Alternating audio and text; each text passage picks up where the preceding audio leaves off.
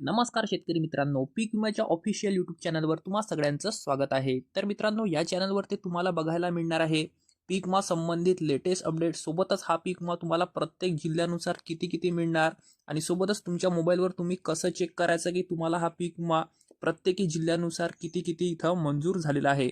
अशा काही भरपूर अपडेट्स मित्रांनो या चॅनलवरती तुम्हाला पाहायला मिळणार।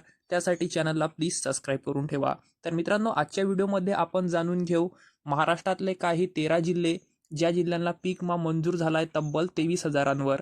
आता मित्रांनो, ते 13 जिल्हे कोणकोणते आहेत आपण ते सविस्तर या व्हिडिओमध्ये पाहून घेऊ। पण मित्रांनो, व्हिडिओ पाहण्याआधी तुम्ही जर आपल्या चॅनलवर नवीन असाल तर प्लीज सबस्क्राईब करून ठेवा अशा शेती संबंधित व पीक विमा संबंधित लेटेस्ट अपडेट्स जाणून घेण्यासाठी।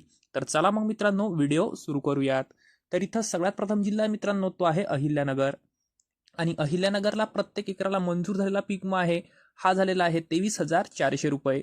जर मित्रांनो आपण गेल्या वर्षीची गोष्ट केली तर अहिल्यानगरला गेल्या वर्षी पीक विमा मिळाला होता, हा मिळाला होता 18,200 रुपये। म्हणजेच मित्रांनो, यंदा 4 ते 4,500 रुपयांनी अहिल्यानगरला पीक विमा यंदा वाढलेला आहे। त्यानंतर पुढचा जिल्हा आहे मित्रांनो तो आहे अमरावती। आणि अमरावतीला मित्रांनो यंदा मंजूर झालेला पीक विमा आहे प्रत्येक एकराला हा झालेला आहे 22,600 रुपये। त्यानंतर अमरावतीच्या पुढचा जिल्हा म्हणजेच तिसरा जिल्हा आहे मित्रांनो तो आहे अकोला। आणि अकोल्याला मंजूर झालेला पीक विमा आहे प्रत्येक एकराला हा झालेला आहे 23,400 रुपये। त्यानंतर चौथा जिल्हा आहे मित्रांनो तो आहे बुलढाणा। आणि बुलढाण्याला मित्रांनो यंदा पीक विमा मंजूर झालेला आहे प्रत्येक एकराला हा झालेला आहे 23,400 रुपये। त्यानंतर बुलढाण्याच्या पुढचा जिल्हा आहे तो आहे सातारा।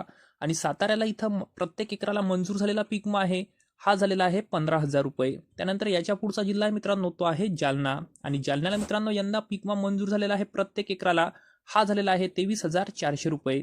त्यानंतर जालन्याच्या पुढचा जिल्हा आहे मित्रांनो तो आहे लातूर। आणि लातूरला मित्रांनो यंदा पीक विमा मंजूर झालेला आहे प्रत्येक एकराला हा झालेला आहे 23,400 रुपये।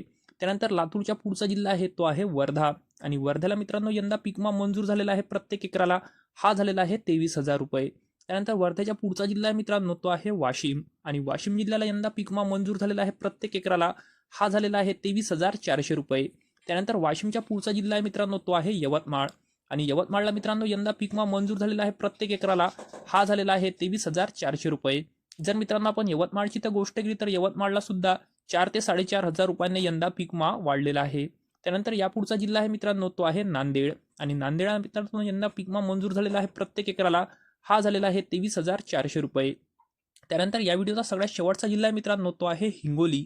आणि हिंगोलीला मित्रांनो यंदा पीक विमा मंजूर झालेला आहे प्रत्येक एकराला सोयाबीन या पिकावरती हा झालेला आहे 22,900 रुपये। तर मित्रांनो, हा काय मी तुम्हाला इथं पीक विमा सांगितलेला आहे या 13 जिल्ह्यांचा हा मित्रांनो सोयाबीन पिकाचा आहे। अशाच प्रकारे मित्रांनो आपण पुढच्या व्हिडिओमध्ये जाणून घेऊ की तुम्हाला कापूस, उडीद, मूग, मका, ज्वारी या पिकांवरती किती किती पीक विमा प्रत्येक जिल्ह्यानुसार मंजूर झालेला आहे। त्यासाठी मित्रांनो चॅनलला प्लीज सबस्क्राईब करून ठेवा। आणि मित्रांनो, अशाच लेटेस्ट अपडेट जाणून घेण्यासाठी आज चॅनलला सबस्क्राईब करा। धन्यवाद मित्रांनो।